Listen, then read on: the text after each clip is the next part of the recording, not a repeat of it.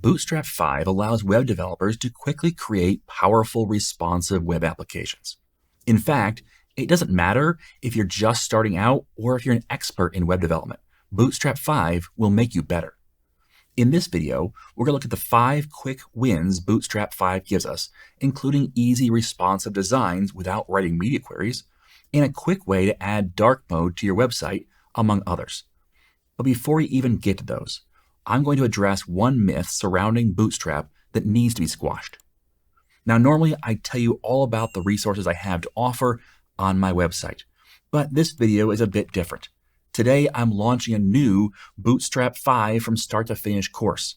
So I self-sponsored this video so I can turn off YouTube ads. The content we'll be covering in this video is just a small part of what we cover in this 7.5-hour course. If you're interested in learning more about it, follow the link on the screen or in the description. All right, let's jump right into the code for this video. Now, I've already started off with a very basic index.html. It's a standard boilerplate index. The only things I've changed off of kind of the default is I did add a description for this, and then I added these links here. So this is the link to the CDN or Content Delivery Network that gives us the full Bootstrap CSS, and that's the minified version. And then down here at the bottom, we have the full script for Bootstrap as well. Now, I'm not going to use a JavaScript today, but I did want to show off this is the full bundled script for JavaScript from Bootstrap. You don't have to have this if you don't use the JavaScript from Bootstrap. However, the one thing I want to do at the very beginning is address one of the myths, and I needed to have this installed for that. So those are the two things I have. I also then just have a body with a main section that's our container, an H1 that is just a Bootstrap 5, kind of header, and then a row with 5 or actually 6 divs that just have some lorem ipsum text in it. So let's just go back and launch this so you can see what it looks like. And this is our Bootstrap site. Nothing special here, nothing spectacular. In fact, it's quite plain. But let's address the myth right away. And that myth is that Bootstrap 5 is bloated and that it's going to slow your site down, and it's just not necessary for you to use. So to address this, we're going to pull up the developer tools. And in the developer tools, one of the options is we have this network option.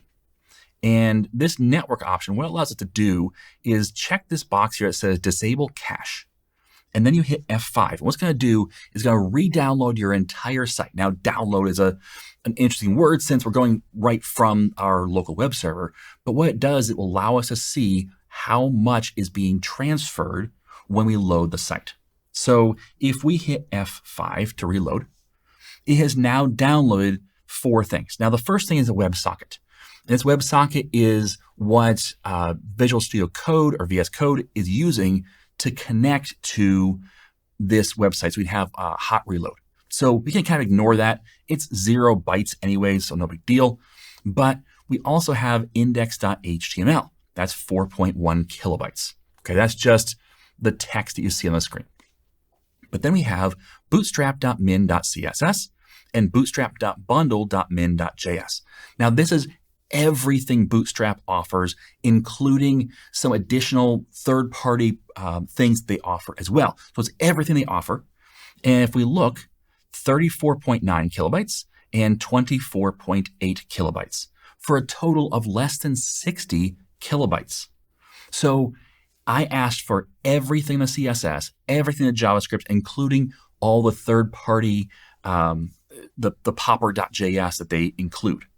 Okay, everything is 60 kilobytes, which if you load even one image on your site, it will probably be more than 60 kilobytes.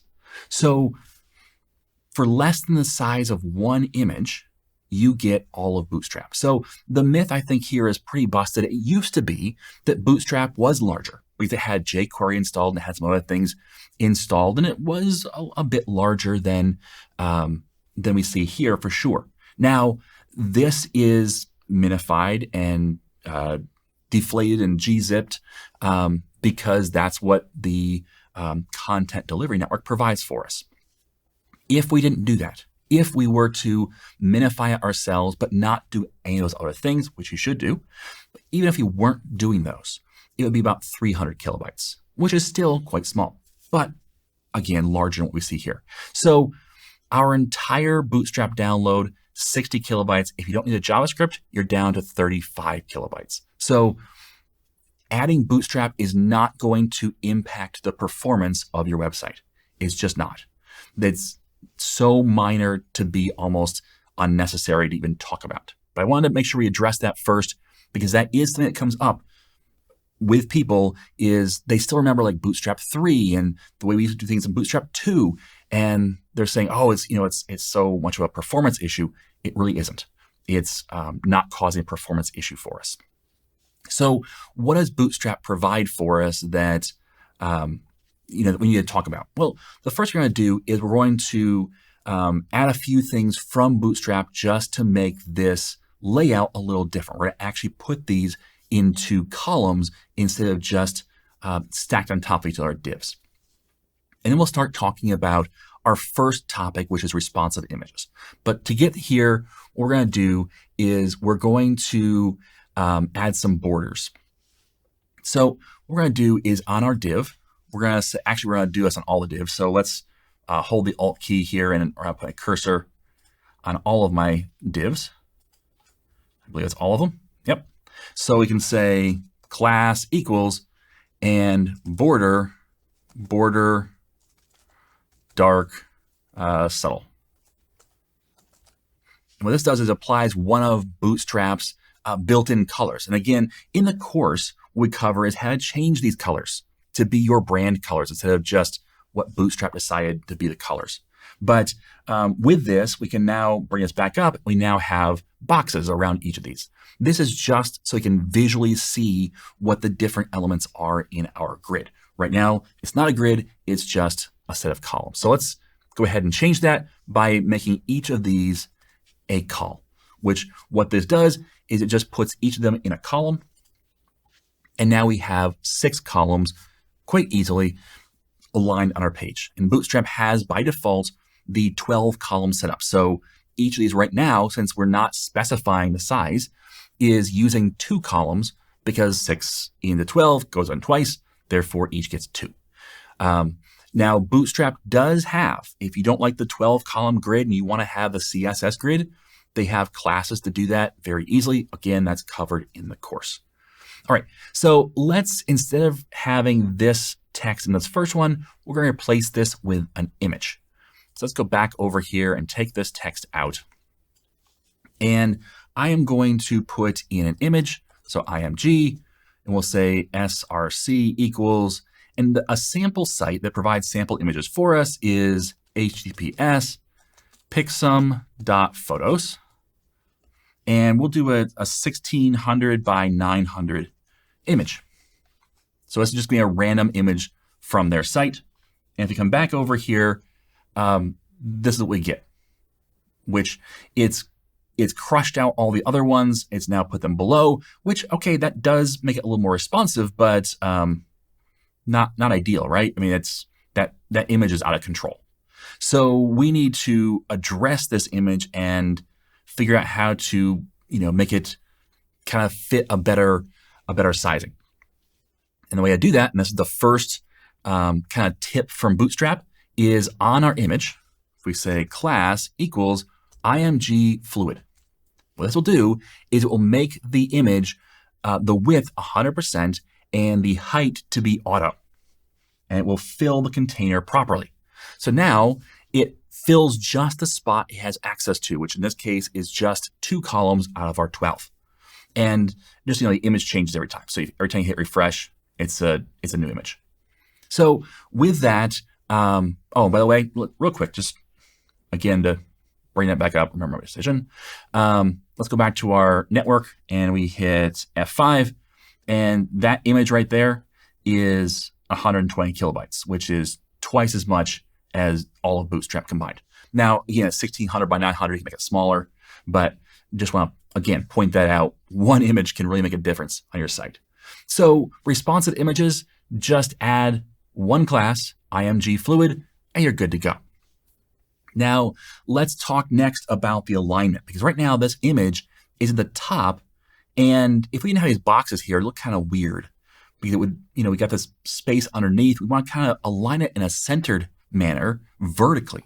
Now, vertical centering used to be a big deal when it comes to the web. Well, not anymore. So let's go back to our row up here, and we say align items center. Done. There we go. We've now aligned vertically our image compared to the other elements in the row. So easy vertical centering with Bootstrap, super simple to do. But let's talk now about resizing. So if I hit F12 again, and I'm going to shrink down, let's close this part out, and shrink down my developer tools. I'm going to turn on this device emulation here. And what this does, let's go to responsive. This allows us to see how our site will look at different breakpoints. And in fact, we could even say show media queries here. And this will show us our different breakpoints where Bootstrap has some type of breakpoint. Now, we're not following any of the breakpoints. So as we get smaller, it just crunches them together.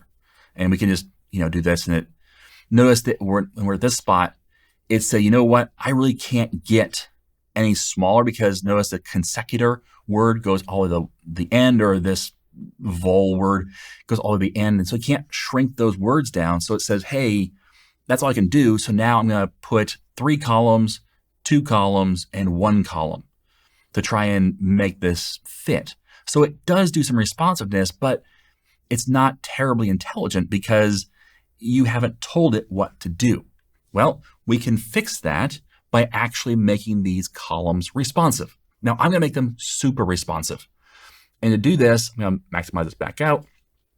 I'll come back over here.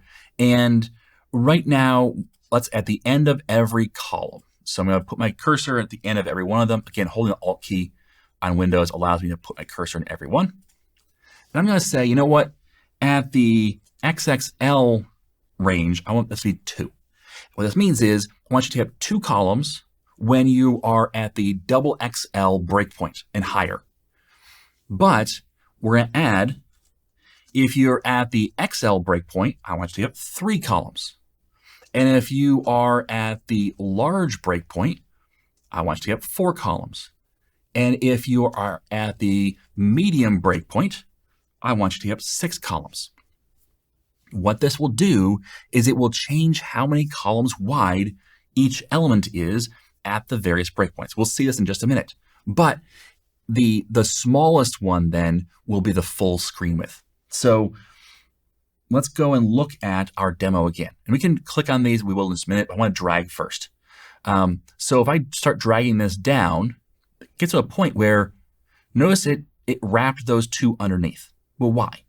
Because at this breakpoint, it says, okay, I want each of you to be 3 columns wide. Well, 12 divided by 3 is 4, which means you only have 4 sections before you have to wrap to the next row. At the next breakpoint, we get 3 and 3 because it says, okay, now at this point, I want you to only be, or to be 4 columns wide, which means only 3 sections wide before you have to wrap to the next row. And then 2, and then 1. And there you go. So this allows you to create a site that responds based upon if you're on a phone versus a tablet versus a big tablet versus a small desktop versus a big desktop. So at the various breakpoints, it just resizes for you in an intelligent manner. And again, you can click on these breakpoints and see what each of them does based upon how you set up your site. So again, that comes from the show or hide media queries, that little additional thing from Edge and Chrome. So that's how to quickly add responsive design to your website, where you can say, hey, respond to this stuff depending on the layout that the user is in. So this looks very different from this, but this look looks best for a phone and it still has the same content. Whereas, this width here is much better for a desktop, which has more horizontal space to deal with. So let's talk next about what if you didn't want to show all the content at every breakpoint. For example, let's swap over to using an image down below. So we'll put an image down here, just a copy of it, which means that now we have an image at the beginning and the end. Now, maybe for our desktop site, we want the image to be at the end. But for our mobile site, we want the image to be at the beginning. There's different ways of going about this, but one of the ways you can do it is by showing or hiding elements at different breakpoints. So let's start with this first one, which we don't want to show when we're on the desktop. So what we can do is up here on this, this div right here. So we've got a lot of classes here for it, but we're going to say, I want to say DMD none. What this does is says display at the medium breakpoint and higher. I want you to say don't display it. So when we're on a wide screen, notice don't show it. But as we get smaller, once we get down to, there we go, there's the medium breakpoint and smaller. I'm sorry, there's a small breakpoint and smaller. It shows. Now this one still shows the bottom, but now we can have this image at the beginning until we get to the point where we are having multiple columns, and then it does not show. Let's deal with the one at the end now, which should not show when we get to that small breakpoint and smaller. So we come down here to this one, and we say, I want you to display of none, meaning don't show it at all, but then display at the medium breakpoint and higher block. So the way that the columns work, the way the sizing works, whenever you see small, medium, large, extra large, 2XL, it's always and higher. So we start with don't display at all, but then at medium and higher, make it a block instead, which means display it. So let's go back to our website, and it's showing at the end, but as we get smaller, it showed at the beginning, but there's no image at the end. So it's gone at the small and extra small sizing, but then once we get to the medium sizing, it seemingly moves to the end, but what really is happening is it's showing the other image, the one that is not displayed at the small size is now being shown, and the one that was being displayed is being hidden now. So showing and hiding content, very, very easy to do with Bootstrap. And the last thing, the fifth thing I want to show you real quick is the ability to add, and this is brand new to Bootstrap 5.3, the ability to add dark mode. And this is super simple. Come up to your HTML object, and you can say data dash. Now this is actually an HTML standard that allows you to say data dash and whatever you want afterwards. And so third-party systems can use these to add their own attributes to our tags safely and within the standard provided by HTML5. So data dash BS for Bootstrap, and then we're going to say theme. We're going to say dark. Now to come back to our site, we're now in dark mode. So let's, if we actually just close it out, that's what our site looks like in dark mode. Notice the font color changed and the outline actually colored kind of stands out differently against the dark background. So if you want dark mode, there you go. If you want light mode, you can come back over here and say light, and we're back to a light mode. And if you want to have the ability to choose, you can use a little bit of JavaScript to apply or change what this value is based off of a user selection. Now, just so you know, I've applied dark mode to the entire site. You don't have to do that. You can actually apply dark mode selectively to sections. So it is very targeted. And these modes here, light and dark, and I prefer dark, but these modes here are not just limited to light and dark mode. Now that's the one they provide out of the box, but you can create your own mode if you want. So you have different modes for your site.